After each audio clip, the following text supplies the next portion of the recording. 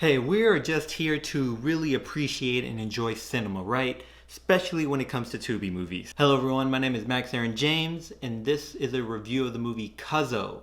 The movie, I think. We have writers Max J.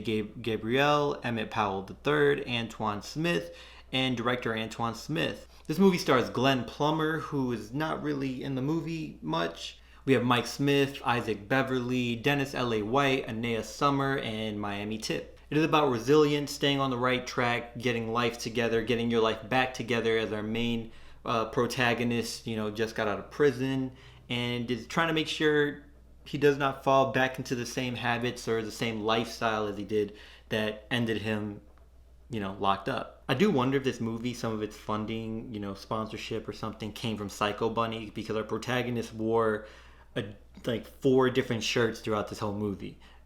But that's beside the point. This movie spends half of its time introducing us to characters, world building, explaining how people are connected or know each other, and kind of just developing something before we actually get to where the story actually starts. And that is something I have noticed with a lot of Tubi movies, and I think that is just more of a beginner or rookie mistake on the writer's side. And just takes practice and experience, and Tubi might be a good place to start. And I always like seeing aspiring creatives or artists in front of and behind the screen, especially people of color. And for the most part, everyone here has a lot of potential.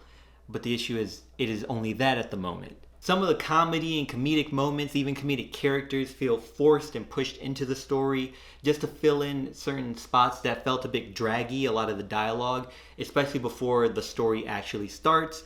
And there were a lot of those moments before we get to the shits. But it is when the drama really pops off that I become invested, and I think, okay, this is a good premise. Still, I was entertained with the diverse personalities and the development of what could have been. This is not necessarily a bad movie, but it does help that this movie is free on Tubi, because I do not see myself paying to watch it or rent it.